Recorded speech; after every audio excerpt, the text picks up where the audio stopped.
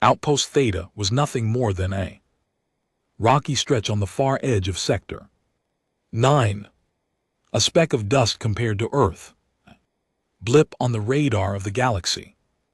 It wasn't even military, just a civilian science colony. 37 humans lived there. Botanists, biochemists, astrocartographers, and their children. Peaceful, boring, forgotten. Until the Koru came. No one saw them coming, no declaration. No warning, no demands. The first distress signal was brief. Only 3 seconds of static followed by one word barely audible through the garble. Fire. Then silence. At Earth Command, General Riva sat in the war room, fingers steepled, staring at the empty screen like it might scream the answer if she waited long enough. Commander Mills stood behind her, pale, stiff. We sent a response drone. It got nothing back, no signals, no signs of life. Just scorched soil. Riva didn't speak. She just tapped her fingers on the table once, twice, 3 times. Then said in a flat voice, "Play me the satellite feed." It showed them the aftermath. Craters, ash, human bodies, or what was left of them. A child's hand still clutching a stuffed animal poked out from the rubble. Blood and dust blended into the soil. One of the buildings still smoldered, like it was crying out days later. No survivors. None. It wasn't just murder. It was an insult. The Koru didn't attack military stations. They didn't go after Earth's fleets. They chose the softest, most innocent target and annihilated it like it was a message. Maybe it was. But Earth had stopped being a passive member of the galactic order decades ago. Riva stood slowly. I want orbital scans of the Koru. Homeworld within the hour. Bring me targeting coordinates and wake up the S3 crews. Mills blinked. You're authorizing full retaliation. Riva's eyes didn't blink. I'm authorizing extinction. The room went quiet. There was no debate, no vote, because humans remembered. We remembered the centuries of being ignored by other races, treated as backward apes with fancy ships, patronized, mocked, boarded, and now attacked. But we also remembered our wars, the way Earth burned in World War II. The tenacity, the rage, the fact that humans were not the fastest, not the strongest, not the most advanced. But we were relentless. The Koru had struck first. Earth would respond last, on board the dreadnought. Vengeance, Captain Lyon received her orders in silence. She didn't smile, didn't flinch. She simply turned to her crew, 300 of Earth's deadliest operators, and said, "You know the orders, you know what they did. We're not going to negotiate, we're going to erase." The Koru homeworld Haldron was a lush, blue-green planet twice Earth's size, populated by 1.4 billion Koru, sleek, mantis-like aliens with crystalline bones and a culture of cold efficiency. They prided themselves on strategy, logic, superiority. They had no idea what was coming, because humans didn't fight wars the way others did. We didn't engage in honorable duels or measured responses. We fought like animals when cornered. And now we weren't cornered, we were unleashed. The fleet arrived in orbit of Haldron 47 hours after the first strike. By then, every human on Earth had seen the images of Outpost Theta. Parents cried in the streets. Volunteers flooded the military channels. The planet grieved. And then it got angry. Earth didn't send diplomats. It sent S-3 warhead sun-forged antimatter bombs, capable of atomizing cities. Before launching, Captain Lyon opened a wideband transmission. Not to talk, just to show. A looped feed of the outpost, no audio. Just the burning buildings, the child's hand, the crater where the dormitories used to be. It played for 10 minutes, then the feed cut and the sky began to fall on Haldron. The moment the first S-3 detonated over Haldron's upper atmosphere, the sky lit up like a second sun.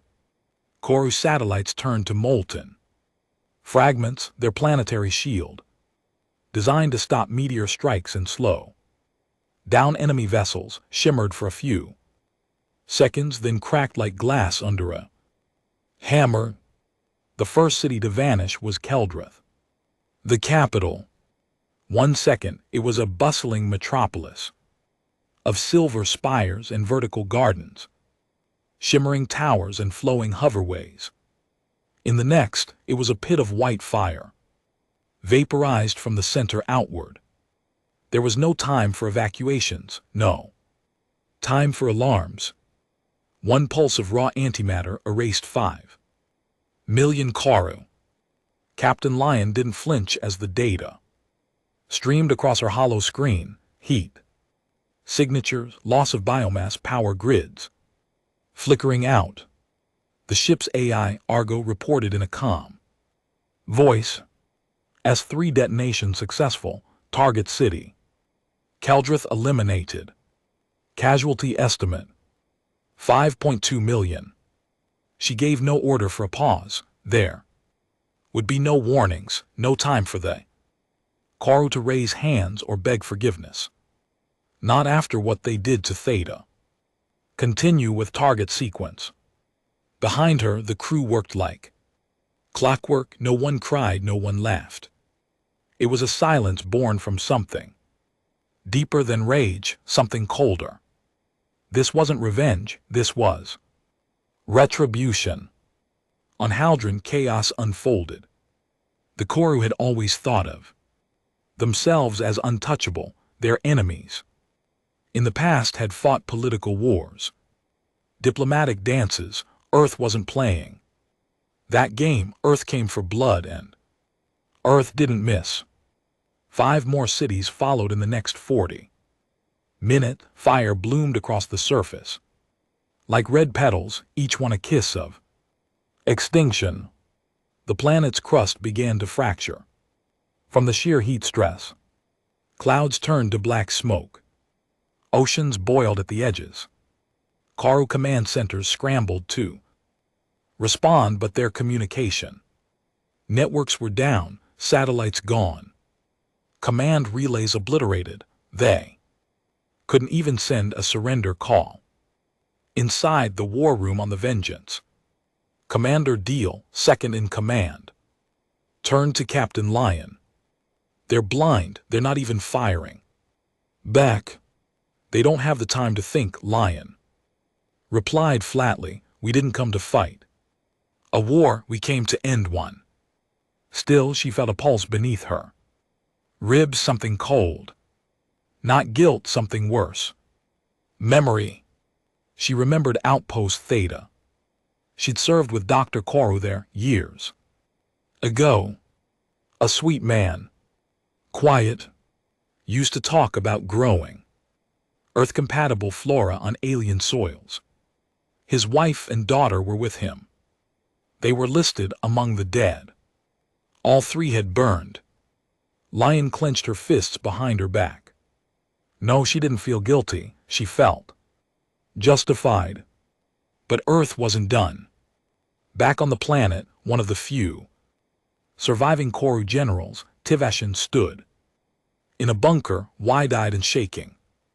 The air stank of sulfur and melting circuitry. His communication screens were dead. His officers either screaming or dead.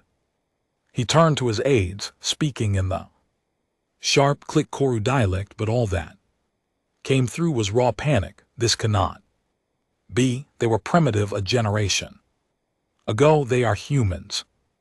He hadn't seen them coming. No one had. The Galactic Council had spent decades ignoring Earth, watching them rise with suspicion, then brushing them off as emotional, irrational, too aggressive, too human. They were right. And now it was too late. Another blast shook the underground. Walls, concrete and steel Koru design, crumbled like paper. Tiveshan tried to run, but he didn't make it to the door. The ceiling collapsed, burying him in silence. Meanwhile, in the upper orbit of Haldren, Earth's fleet split into 3 groups. The Vengeance led the planetary bombardment. 2 support ships, Relentless and Ashbourne, began atmospheric descents, targeting industrial zones and power cores buried beneath the surface. Their orders were simple. No infrastructure must survive. On Earth, the news had already gone viral. Everyone knew. Everyone was watching. There were mixed emotions, cheering, tears, rage. Some wanted more, others wanted it to stop. A few protests broke out in the more peaceful regions of Earth. But those voices were drowned by grief.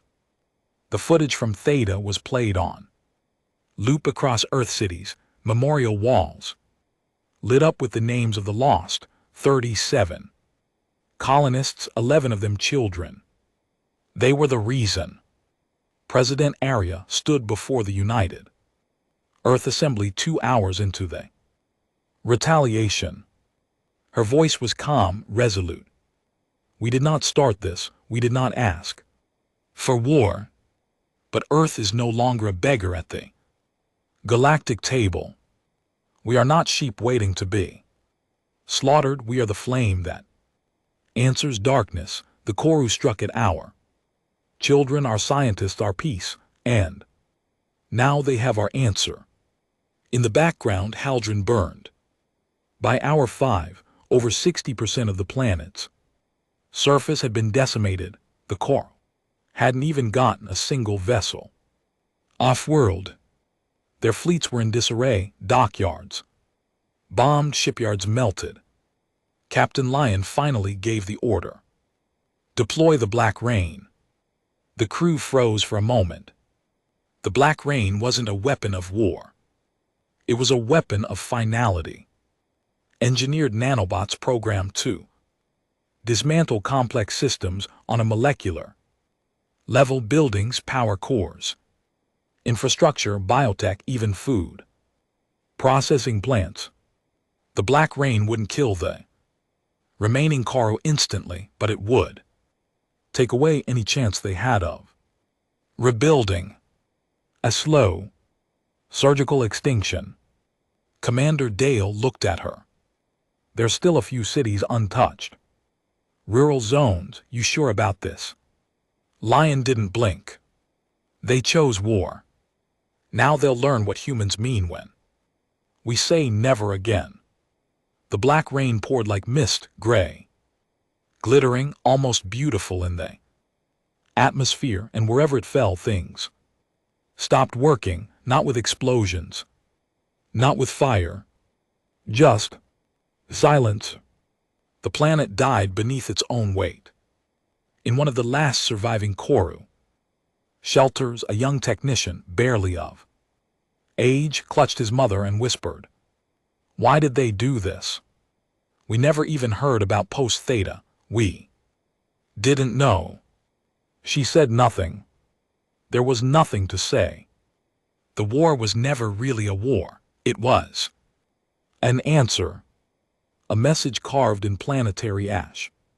Never touch humanity again. In orbit, Captain Lion sat alone in her private chamber. The mission was nearly complete. Her screen blinked with confirmation logs. Haldren, 92% annihilation rate. Remaining cities non-functional. Total loss of biosphere expected within 72 Hours, civilian survival rate under 0.04%. She stared at the report, then closed the file. She should have felt something. Victory, grief, maybe even regret. But all she felt was quiet, until her hand reached for the hollow pendant around her neck. She tapped it gently. A face appeared, Dr. Koru laughing. Some old home video. His daughter was in his lap holding a flower, their faces frozen in time, untouched by fire. She watched it play 3 times. Then she shut it off. There would be no celebration, no medals, just silence. Back on Earth, the skies were lit not with fireworks, but with lanterns, one for every soul lost on Theta. A memorial wall was constructed in under a week.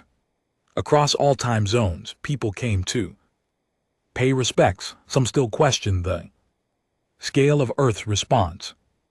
Some called it monstrous, but most stood in silence. And one plaque beneath the wall said, "Everything. For every outpost Theta, there will be a Haldren. Never again." The Galactic Council, once dismissive of Earth, now sat in panic. Messages flooded Earth's diplomatic channels.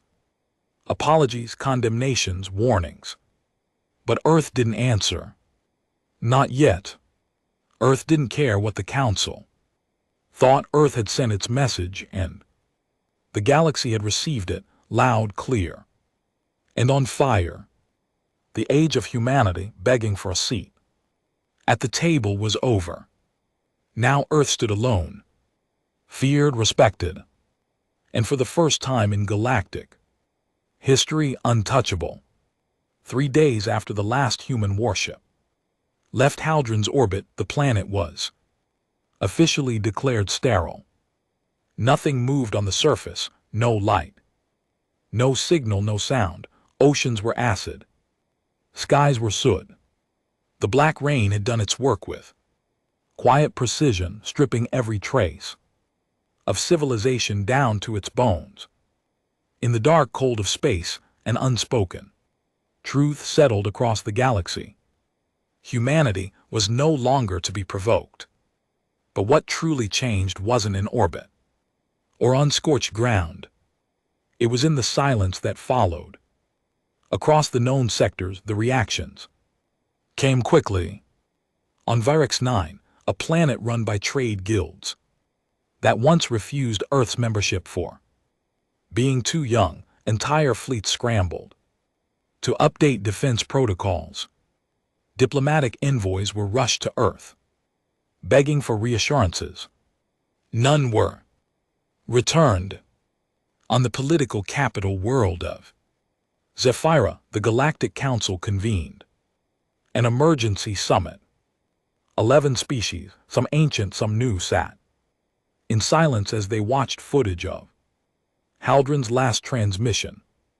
A brief, blurry satellite feed of one final S3 warhead breaching the crust, followed by static.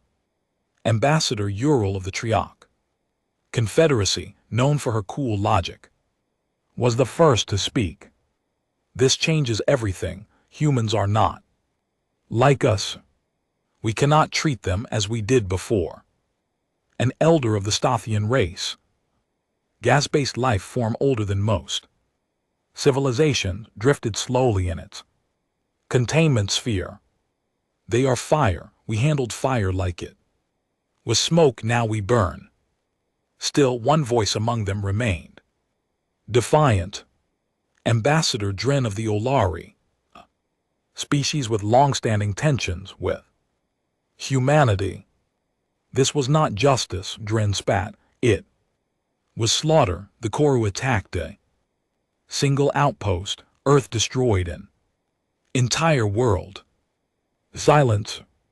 Then Ural replied coldly, "You call it slaughter, they call it balance. One outpost for one planet, fair trade by human standards. And if they decide something we do is an insult," Dren hissed, Do we lose a moon, a station, a species? That was the question none of them could answer, because no one truly understood humans anymore. Perhaps they never had. Back on Earth, the mood was shifting. The memorial still stood, the grief still clung to the air like ash. But beneath the mourning came something more enduring. Resolve, not just to survive, but to dominate. Earth citizens had seen what happened when they let their guard down. No more. Military recruitment numbers spiked. Young men and women lined up at spaceports to join the fleets. The space armada doubled in size within months. Weapons manufacturing contracts surged. The phrase "never another Theta" became a cultural vow. And in underground labs something darker began to grow. Project Red Halo. Buried beneath the Himalayas, Red Halo had started as a contingency, a secret protocol for total planetary defense and large-scale retaliation. But after Haldron, the project shifted focus. It was no longer about retaliation. It was about prevention. General Riva, the architect of the Koru annihilation, now oversaw Red Halo herself. Her command center sat deep in the ice, surrounded by reinforced titanium walls, and a staff that never left the mountain. A scientist approached her with a data pad.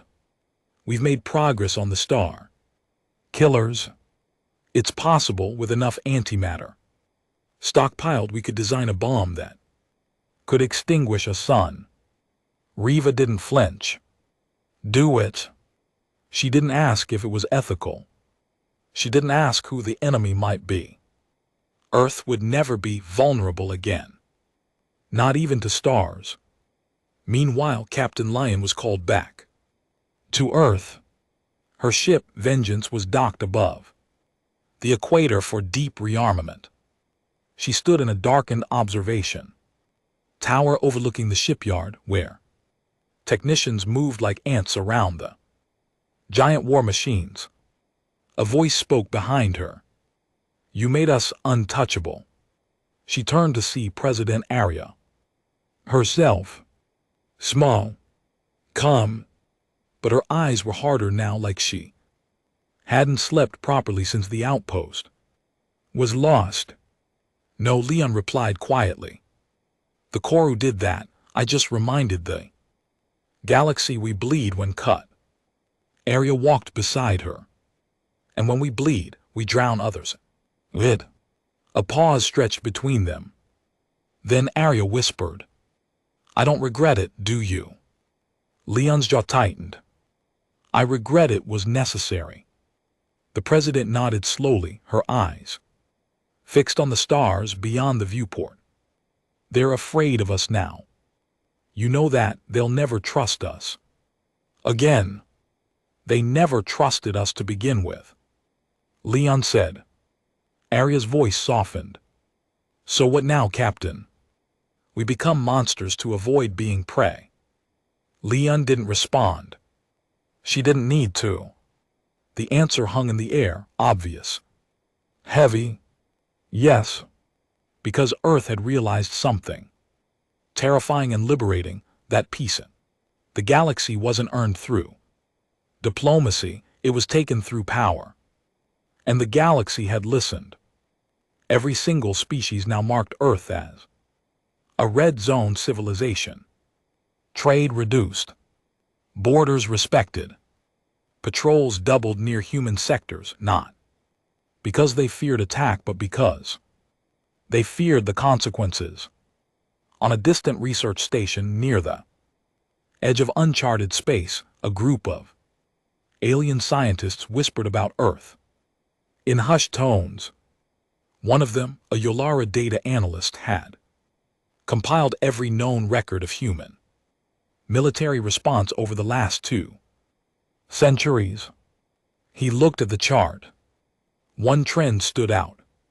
human retaliation increases exponentially with emotional provocation, not tactical value, not resource loss. Emotion, love, grief, rage. The humans didn't just fight, they avenged, and that was something no galactic civilization had ever prepared for a species that weaponized its emotions. On Earth, the newsfeed slowly shifted from mourning to pride. A generation of children were now growing up under the shadow of Haldren, a name that wasn't spoken in shame, but as warning. History classes no longer taught Earth's struggle for recognition. They taught Earth's arrival as a galactic force. Schools played dramatized videos of the Koru attack, then followed it with scenes of the fleet's retaliation. Teenagers quoted General Reva's speech like scripture. In orbit, more ships were built, bigger, faster, smarter, and every one of them carried a symbol etched into their hull, a red flame wrapped around a shattered planet, the new sigil of Earth's interstellar command. But not everyone celebrated. A small group of dissidents, philosophers, ex-military officers, and pacifists gathered in secret in what remained of Geneva's old peace coalition building. They spoke in quiet circles, lit candles for the lost on both sides. There were children on Haldren, one woman whispered. They didn't vote for war, another said. They didn't drop the bombs on Theta. One older man, a retired admiral, looked up from his glass, but they raised the ones who did, just like we're raising ours. His words hit the room like ice water. They weren't against justice, but they feared what humanity was becoming. Because what do you call a species that responds to pain with obliteration? What do you call a people who answer loss with planetary death? You don't call them allies, you call them gods or monsters. And so the galaxy began to split, not in open war, not yet, but in distance, caution. Some species leaned toward appeasement. Others began secret weapons programs. Treaties were rewritten with Earth in mind. The balance of power had changed forever. And as the months passed, a strange new fear began to grow.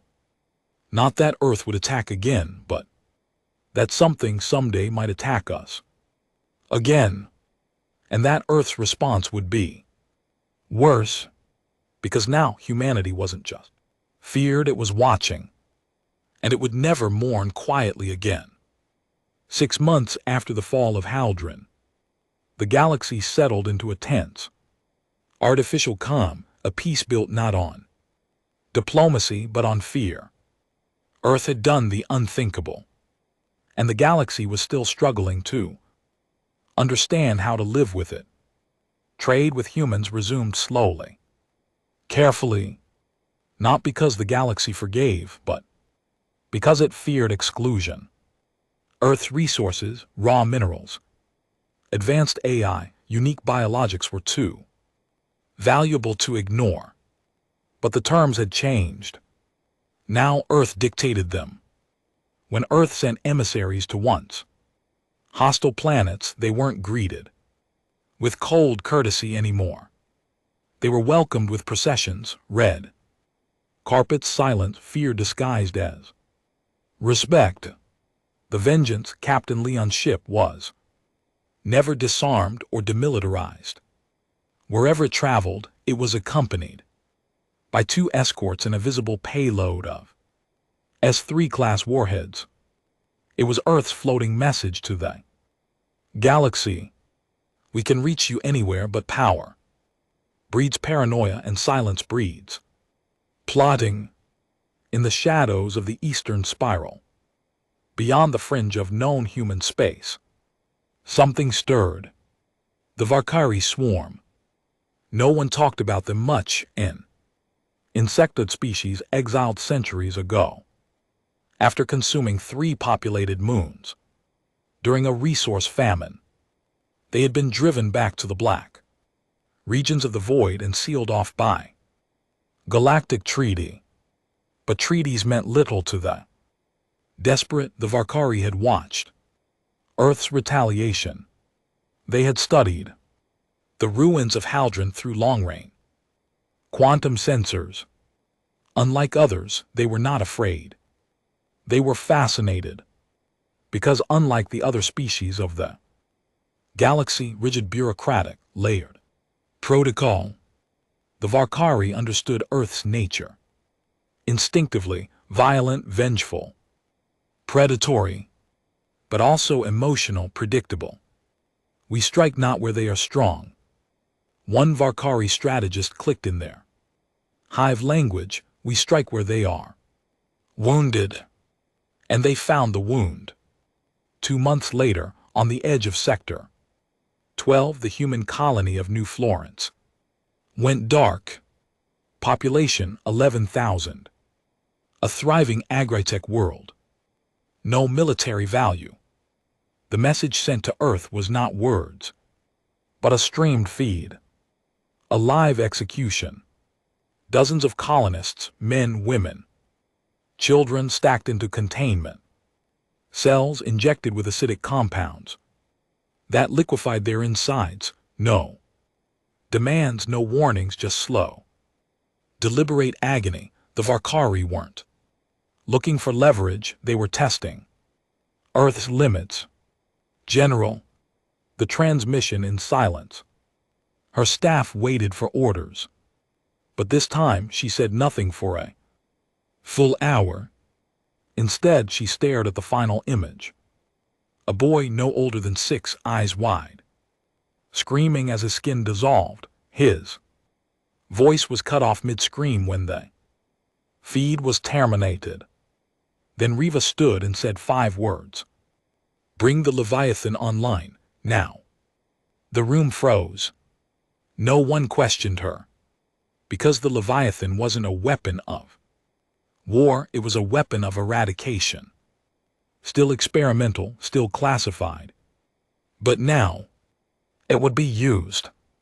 Earth had built the Leviathan in secret. Orbit over Europa. A machine the size of a small moon.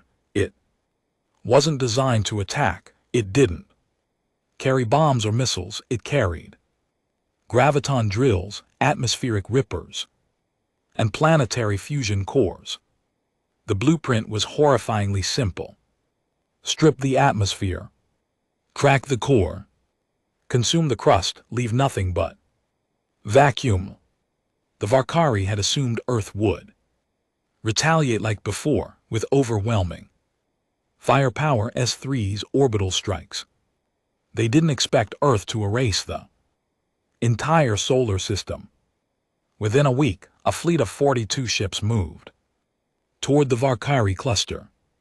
At the center was the Leviathan, flanked by every dreadnought Earth possessed.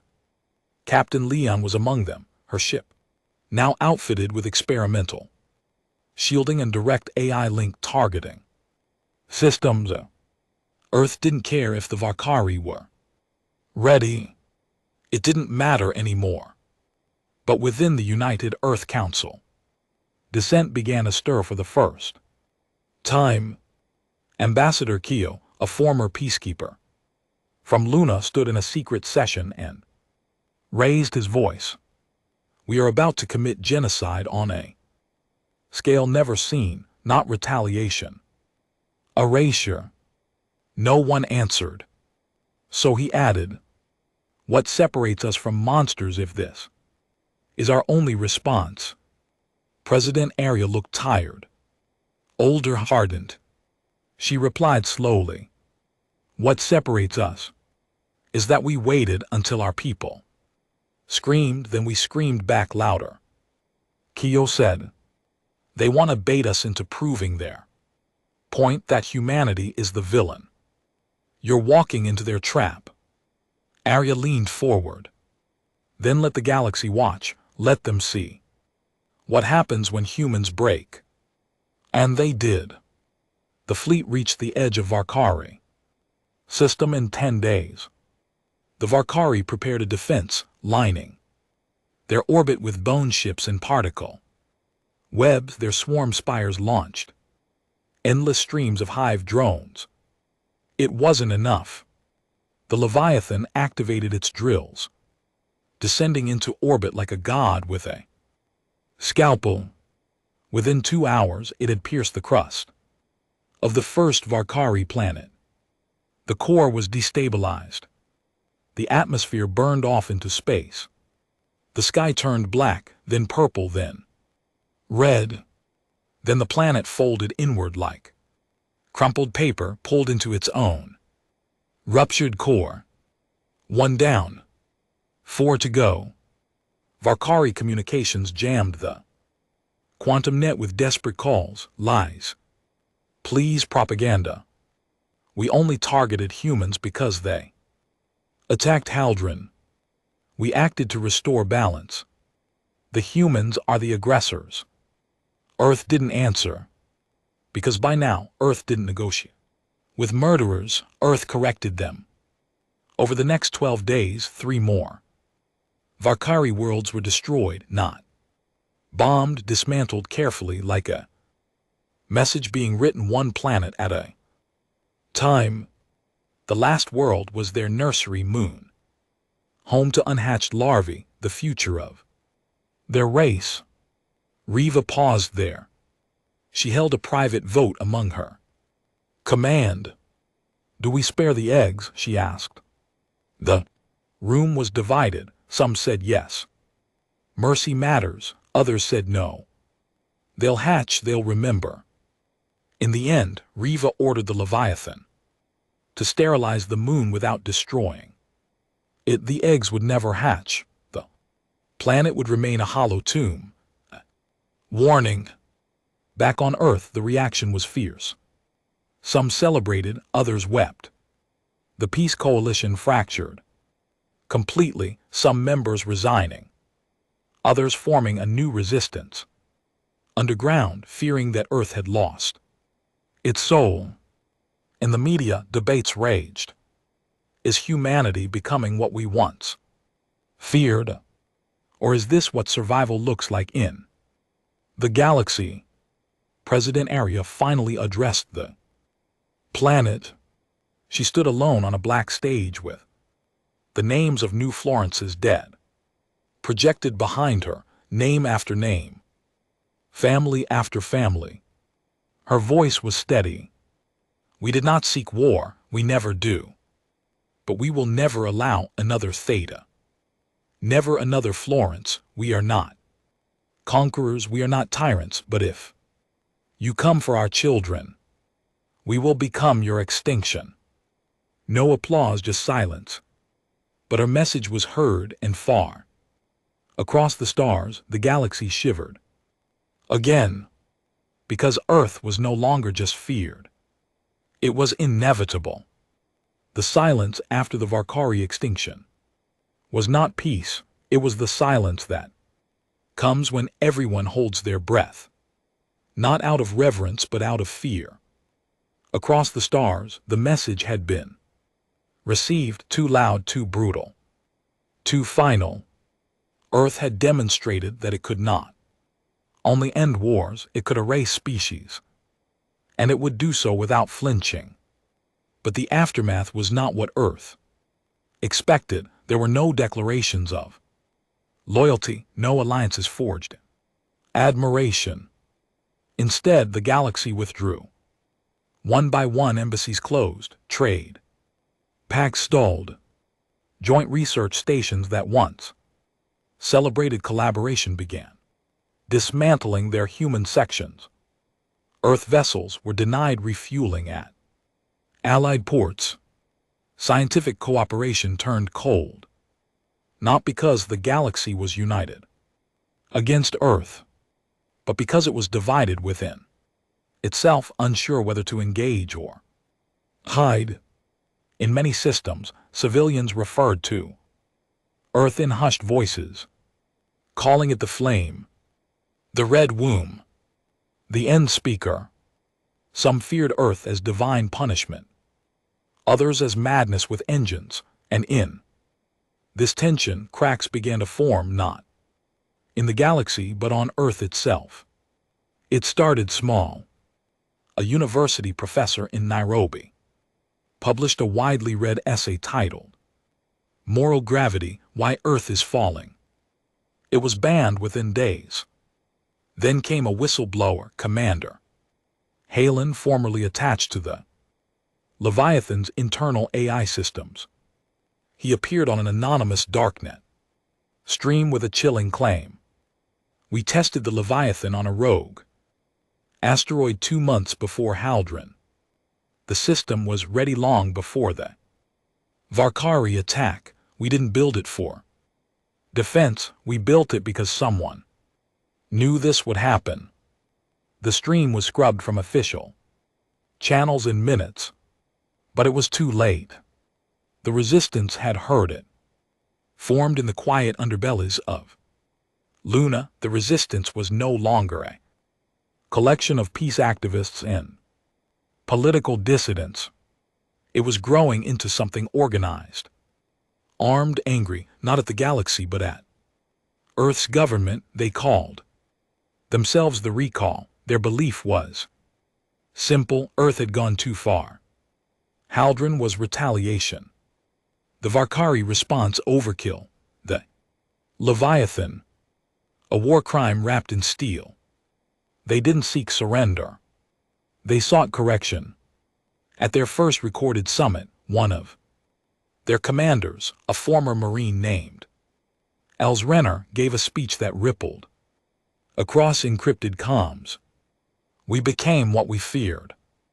We don't win anymore. We silence. We don't defend. We erase. This isn't power, it's rot, and it's in our bones. Now, even within the United Earth Command, concern surfaced. Captain Lyon, back in orbit aboard Vengeance, had been granted a rare 6-week leave, but she didn't return to her family, estates, or the Arcadian resorts like most officers. She went to Theta, or what was left of it. A single burnt structure stood amid the wasteland, half a research dome buried in blackened sand. Charred bones had long been removed, but their shadows still clung to the ground. She walked in silence, alone, no cameras, no medals. And when she reached the old command post, she stood beneath the ruined communications tower and whispered, "I did it for you." But the ghost said nothing. Later, she received a private transmission from General Riva. We're losing ground, not in space, but in the mind. Public trust is fraying. The recall is gaining traction. We need something to hold them together. Captain Lyon responded without emotion. What do you want me to do? Kill the truth? Riva didn't answer. Instead, she sent a data packet, a new assignment: Operation Iron Pulse. It wasn't about war, it was about optics. Earth intelligence had detected a pocket of suffering on the rim planet Jorvix 2, a trade hub devastated by a disease outbreak. Over 200,000 non-human civilians, Trelk, Valeri, minor species, were dying. Their own governments had abandoned them. Earth could intervene, send men, ships, supplies, human doctors, footage. A humanitarian campaign to paint Earth as a savior again. Lyon resisted. We're not a charity, we're a hammer. Riva replied, then show them we can also build. She accepted. She didn't know why. Guilt, maybe. Or the silence of Theta, still clinging to her boots. When the Earth med ships arrived at Jorvix 2, the locals expected invasion. Instead, they received cure packs, food, drones, and bioregenerative gels. Human engineers stabilized the atmospheric systems, a full wing of medical AI was deployed to scan and treat the infected. Within a month, the outbreak was contained, and for the first time since Haldron, Earth was welcomed. News feeds across the galaxy began to shift, tentatively, carefully. A headline on a neutral planet read, "Earth heals not just hurts, hope after the flame." But even as Earth extended a hand, other fingers curled into fists. The Karn exiles, a once marginal warrior race forced into hiding centuries ago, announced their reemergence. In a broadcast intercepted by Earth Intel, their leader, a brute named Votan Zur, declared humanity is a plague. You don't negotiate with fire, you drown it. The message ended with footage of a human science outpost in Sector 19 being overrun and torched. The scientists, neutral, were executed. On screen, the Council condemned it, but quietly, weakly, because many still feared Earth's next response might be worse than the crime. But this time, Earth did nothing. No ships, no S-3s, no Leviathan. Captain Leon herself recommended restraint. We hit back, we become the monster. Again, let the Council deal with the exiles, let them prove they care. It was a calculated move. And it worked. The Council, faced with Earth's surprising silence, realized they were being watched, not for aggression but for courage. For the first time in decades, the Council voted unanimously to deploy a multi-species task force to hunt the Karn exiles. Earth didn't participate, it observed. And slowly, trust began to return. But trust was fragile, and Earth's inner fracture lines were getting deeper. The recall executed its first major action, a full cyber shutdown of the AI core that powered Earth's orbital logistics grid. For 3 minutes, over 70 cargo ships drifted powerless in orbit. Emergency protocols kicked in. No lives were lost. But a message was received. A recall transmission hijacked every terminal in EarthGov buildings for 6 seconds. Just one sentence in stark white on black. You erase their planet, we will rewrite yours.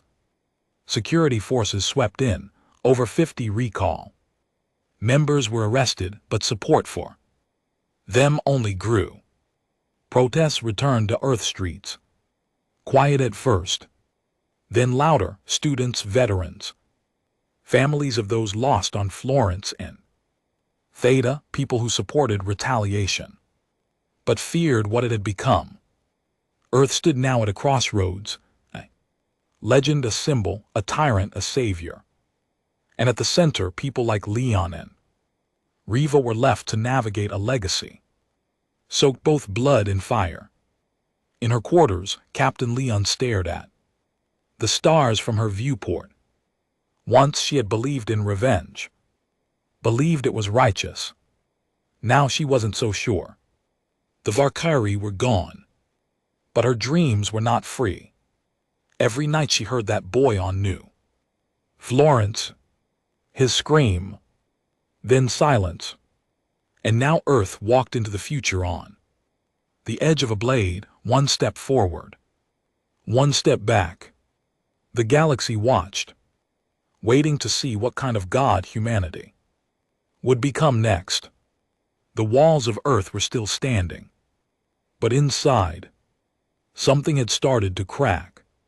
Not steel, not circuitry, conscience. 6 months after the recall's first strike, a temporary blackout of Earth's orbital grid, the world was no longer united in grief or vengeance. It was divided by memory.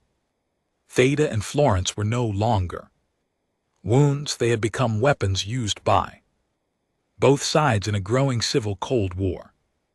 Earth's leaders, once revered for their strength, were now walking symbols of the past. General Riva's approval ratings dropped. For the first time in her decades-long career, even President Arya, the iron-willed face of the retaliation doctrine, found herself giving speeches to half-filled halls. But on the darker side of Earth's moon, deep within the abandoned excavation tunnels of Outpost K-47, the recall wasn't just protesting anymore. It was planning. Els Renner stood before a digital map of Earth's entire defense network, each orbital cannon, shipyard, and command relay glowing dim red. Each one of these nodes, she said, pointing to the grid, runs through a quantum link protocol designed by the Earth Interstellar Defense Corps. And every protocol was written by a human hand. A younger rebel, tech-savvy and wide-eyed, frowned. Meaning humans make mistakes, and we've already found two. She tapped her tablet and highlighted two nodes, Zeta Relay Prime and Tantalus Orbital Shield Array. One was Earth Central Communications Distributor. The other powered half the orbital defense cannons that surrounded the planet. If we shut them down simultaneously, she continued, we won't just interrupt Earth systems, we will expose it. We will make it vulnerable. For once, Earth will feel what it's like to be defenseless. The room was tense, not with fear, but with determination. Because to the recall, this wasn't just rebellion, it was restoration. They didn't want to destroy Earth. They wanted to remind it what it meant to be human. Back in the command chambers under Olympus Mons, General Riva paced before her advisory staff. A digital briefing floated in the air. Intercepted transmissions, predicted recall supply routes, encrypted message fragments. They're planning something bigger, she said. Something coordinated. We're seeing cyber probes hitting deep systems, not just infrastructure. Fleet command nodes. Commander Mills, her second in command, looked pale. Do you think they want to trigger a shutdown during an operation? Riva didn't blink. No, they want to trigger one before an operation, when we least expect it. She turned to the room. We are no longer just at war with ideas. The recall has become a strategic threat. Somewhere in the skies above, the dreadnought Vengeance prepared for launch again. Captain Leon, who once watched the destruction of Haldron from the bridge of that very ship, was reluctant to return. But orders were orders. She stood alone in the officer's lift, staring at her reflection. She had lost weight. Her face was sharper, her eyes darker. A voice broke the silence. You're not the same woman who gave the fire order on Haldron. Leon turned. It was Dr. Myron Cho, Fleet Counselor, one of the few civilians cleared for long-term deployment. No, Leon said, that woman believed justice was about balance. And now, Leon sighed, now I know it's about convenience. The counselor didn't answer, just studied her carefully, then handed her a small data chip. Encrypted briefing, top priority, not from Riva, from Arya. Leon raised a brow. The president. Not for military eyes, the counselor added. Only for yours. Later, in the privacy of her quarters, Leon inserted the chip and watched as President Arya appeared in hologram, tired and composed. Captain, If you're seeing this, our analysts have confirmed two things. 1. The recall has infiltrated at least 4 command nodes, including one on Vengeance. 2. Someone inside my cabinet is helping them, possibly feeding them. Wartime intelligence. I need someone I can trust, not to stop them, but to find the line where they stop being rebels and start being executioners. You are that someone. Leon stared at the screen long after the message ended. She didn't feel trusted. She felt trapped. Elsewhere in the galaxy, the balance of power was shifting quietly but fast. The Gentari ascendancy, a telepathic species with a near religious disdain for war, had remained neutral for over a century. But Earth's rising aggression had pushed them into unprecedented action on a diplomatic frequency hidden from Earth's primary scanners. A meeting was held between Gentari envoys and delegates from 6 different species, including survivors of former colonies. What they shared was a chilling revelation. A new alliance was forming. No banners, no open declarations, just a whispered goal: contain Earth. Not attack it, not confront it, just contain it, isolate it, surround it with quiet refusal. Trade cut, technology blocked, exploration denied. It would be a silent exile stretching across systems. The plan was risky. If discovered too soon, Earth might strike again, but they were betting on Earth's growing internal unrest, on the recall, on the cracks already showing. They knew Earth didn't fear enemies, it feared losing control, and they were going to make it bleed slowly from the inside out. Back on Earth, the recall's plan reached execution stage at 0247 UTC. A coordinated digital strike was launched from 5 separate locations. A virus crafted from Earth's own outdated quantum handshake protocols injected itself into Zeta Relay Prime and the Tantalus shield grid. For 22 seconds, Earth's outer defenses dropped. In those 22 seconds, every orbital scanner went blind, every cannon went cold, every alarm stayed silent. And for the first time in nearly a century, Earth was vulnerable. Nothing happened. No alien fleet, no attack. Just silence. But the message was clear. A flicker, a breath. That's all it took. General Riva was woken from sleep and rushed to the command room. Her voice cut the air like a blade. Find the breach, track the signal. I want arrests by the hour. But deep down, she knew the real war had already begun. Not between Earth and the stars, but between Earth and itself. In the days that followed, over 300 people were arrested, 32 were executed. Under emergency security laws, dozens more vanished without trial, and for every person taken, 10 more rose. The recall grew bolder, louder, more public. And in the middle of it all, Captain Leon was left with a choice. She could keep chasing shadows, or she could find the soul Earth had lost in the fire. The streets of New Oslo were burning, not with bombs or lasers, but with rage. Tens of thousands flooded the capital, Central Square, holding up signs that flickered with digital fury. This is not the Earth we bled for. No more Leviathans. We are not gods, we are ghosts. The protests had started after the 22-second blackout.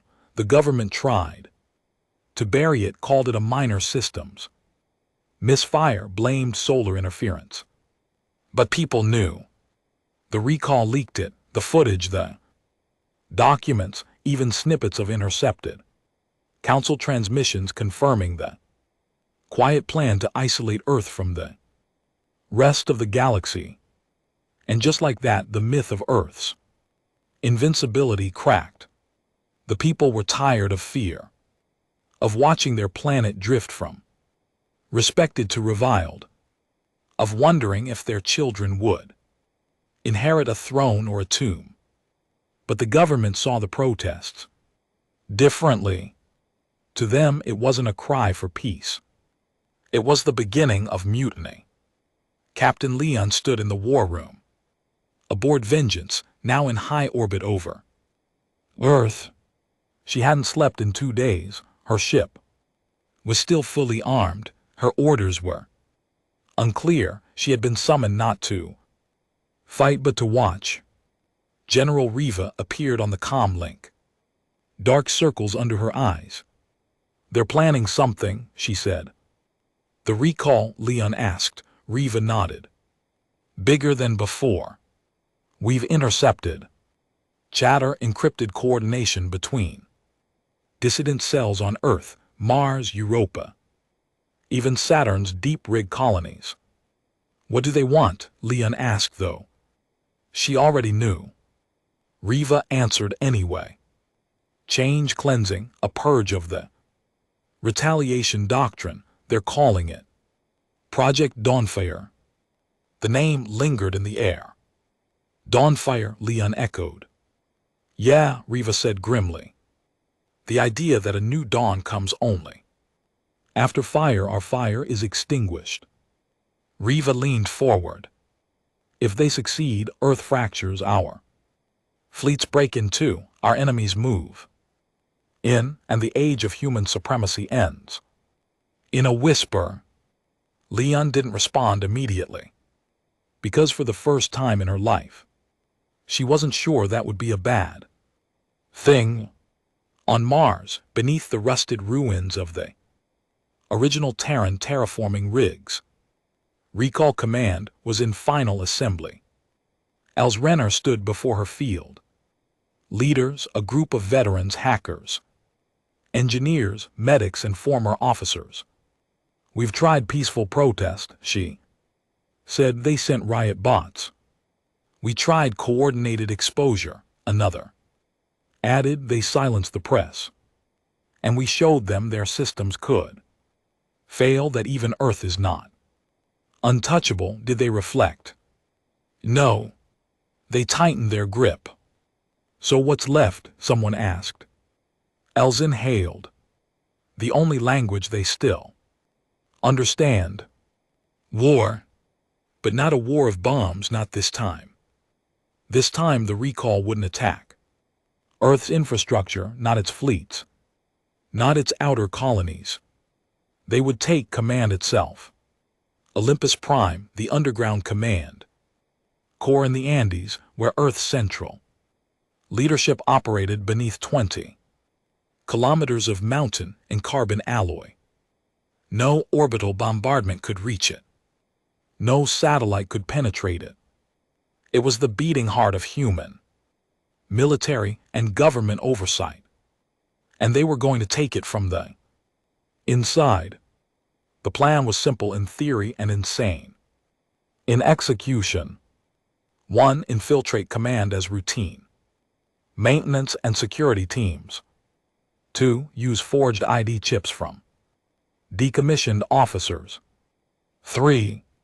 Hijack internal comms and cut all external broadcast relays. 4. Activate lockdown from the inside. 5. Seize the control room. 6. Broadcast a new directive. Dismantle the retaliation doctrine. Deactivate the Leviathan, disarm planetary strike capabilities, demand a full referendum on Earth's war policies. It would take exactly 7 minutes. Elle said it calmly, as if she were ordering coffee, because she believed in it, not in victory but in sacrifice. They would probably die, but Earth might finally listen. Back on Vengeance, Captain Leon received 2 messages simultaneously. One from Riva, one from Arya. Riva's voice was cold steel. Prep vengeance for Earthstrike. Protocol, if Olympus falls, we can't. Allow recall access to classified. Command codes, not even for a second. You'll have a 15-minute window. If you see breach confirmation, launch. Earthstrike protocol. Fire on her own. Planet her own, species her own. Capital. Leon felt her stomach turn. The second message came from Arya. Her voice was quieter now, strained. Human. Leon. They're wrong. But so are we. This isn't a government. Anymore, it's a graveyard with satellites. I authorized this strike. I thought it was necessary. Now I'm not. Sure. If Olympus falls, you'll have to decide. What comes after? Not me, not Riva, you. The screen went black. Leon sat alone. The recall moved. At 03:09 UTC, 2 dropships left Mars. Under official maintenance transponders. The names were real, the authorizations clean, no one stopped them. By 03:54 UTC, they docked at Olympus Prime's high-altitude relay station. At 4:44 UTC, the first shots were fired. By 04:05 UTC, Olympus Prime was compromised.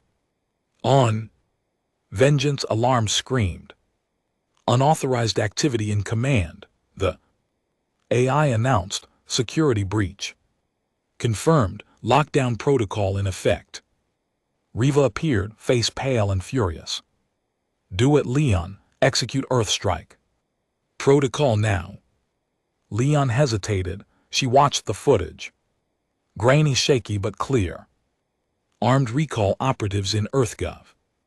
Uniforms moving through the corridors of the most secure facility in the solar system, a firefight, smoke, bodies. Doors being sealed, one breached. Terminal. Riva's voice rose. Now damn it, that terminal gives them access to the Leviathan's override codes.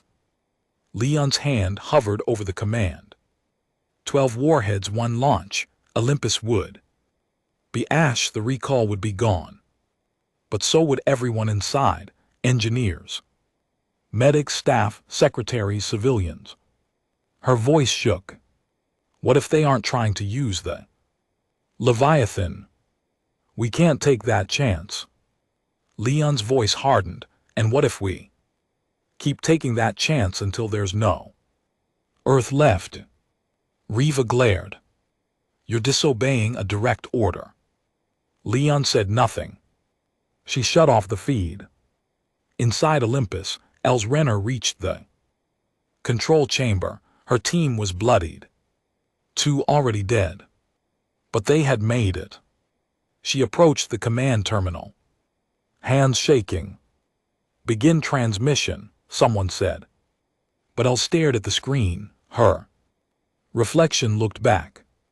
Worn. Hollow. Older than her years. This was it. And she wasn't sure anymore. On vengeance, Leon initiated a direct override of the Earthstrike countdown. The AI responded. Strike sequence disabled, awaiting further command. Leon took a breath. Then opened a channel. To everyone. Earth, its colonies, its fleets. Its enemies, its rebels, a full spectrum. Broadcast. And she spoke. This is Captain Myra Leon of the Earth. Dreadnought Vengeance, I was there at Haldron. I gave the order. I watched a planet die. I believed it was justice. She paused. I watched the Varkari scream as we stripped their system to ash. I told myself they deserved it. Another pause.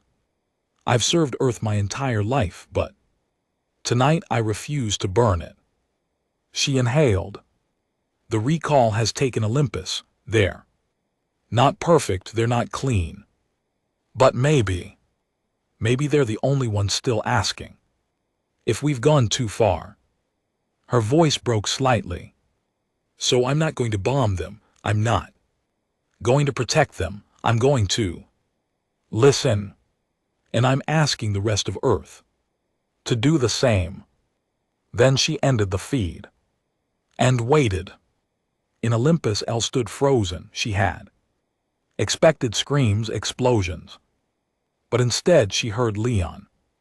And for the first time in years she hesitated. The terminal blinked, still open, still active. One button to broadcast their manifesto. One click to demand everything. She looked at her team, then slowly she shut it down. Across the galaxy, the Council watched. They had prepared for war.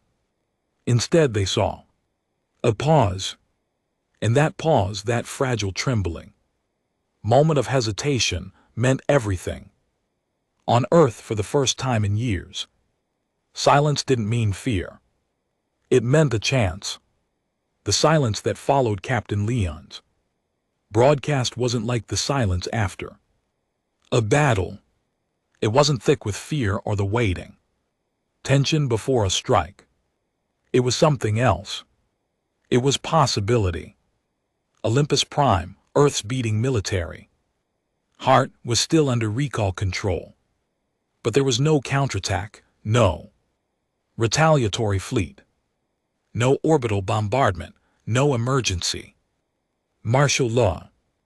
Across the solar system, everyone was waiting to see what would happen next. But nothing did. Not right away. For the first time since the destruction of Outpost Theta, Earth stood still. And in that stillness, something began to shift.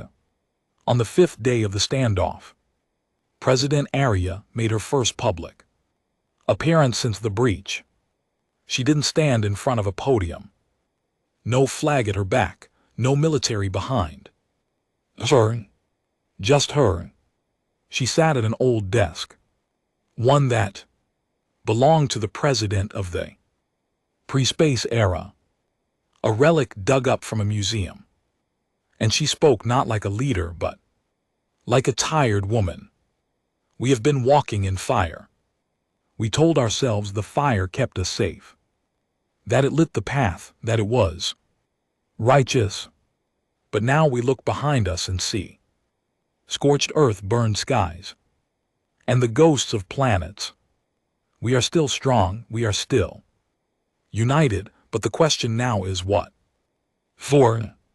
The broadcast was short, no dramatic conclusions, no demands, just a pause. And for a planet ruled by war protocols and retaliation doctrines, that pause hit harder than any missile ever could. Inside Olympus Prime, the recall didn't celebrate. There were no chants of victory, no speeches, no flags planted. They didn't want to rule. They had never wanted that. Els Renner spent most of her time walking the halls they had stormed just days earlier. Blood still stained some of the metal floors. The bodies had been removed, but the memory was fresh. When Captain Leon entered the facility, under formal ceasefire, Els met her. Without weapons, without armor, just a data pad and tired eyes. You could have killed us, Els said. I almost did, Leon replied. Silence passed between them. Why didn't you? Els asked finally.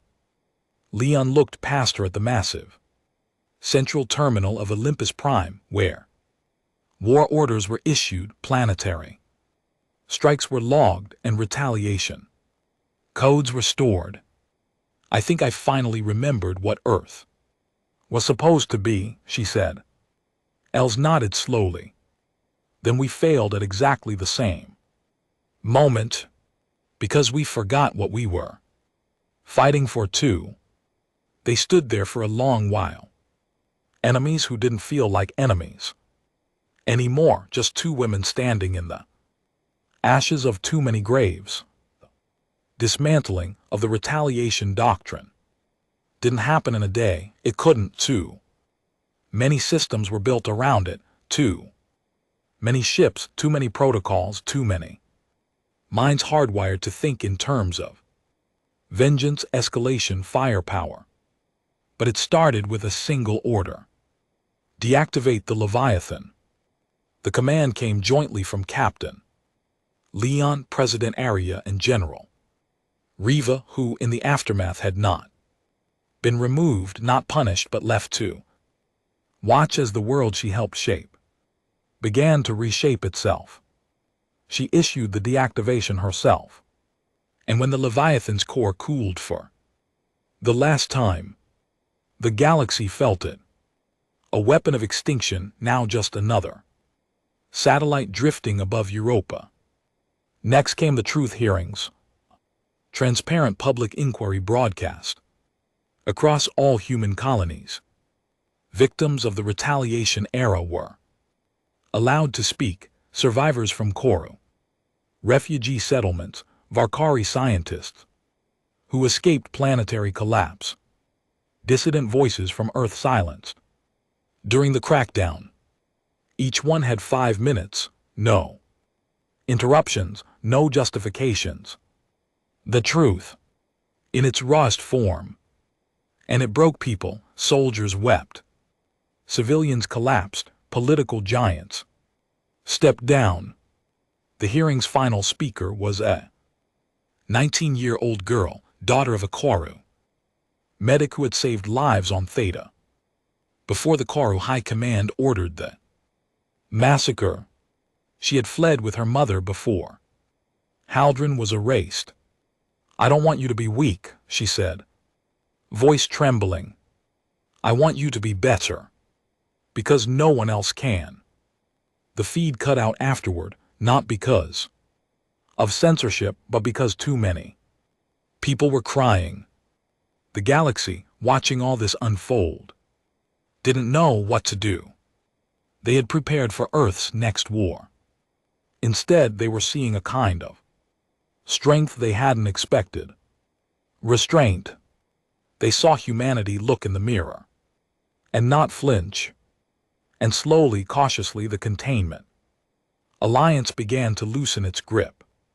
Trade routes reopened, diplomatic envoys returned, and one by one the old enemies began to reconsider. Even the Gentari ascendancy, once Earth's harshest critic, issued a single-line communique. "The flame that burns brightest often dies first, but if it learns to glow, it can warm 1,000 worlds." Earth responded with something unexpected. An invitation, not to discuss war or treaties or reparations, but to build the Harmony Accord, a new multi-species council designed not to rule but to listen. For the first time in recorded galactic history, Earth proposed a council where humanity would not have veto power, where decisions would be democratic, not enforced through fear. And when the first Harmony Station was built, a floating monument between Earth and the old Koru borders, its walls carried no weapons, just gardens and names. Thousands of names, from Theta, from Florence, from Haldren, from every battle, every mistake, every victory that had cost too much. Captain Leon never returned to active duty. She resigned quietly, refusing medals or honors.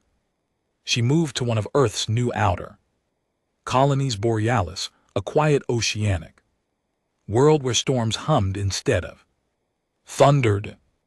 There she worked with children, taught them about stars, about navigation, about choice. No one there called her a hero or a monster. She was just Myra. Sometimes they asked her about the war, and sometimes she told them stories.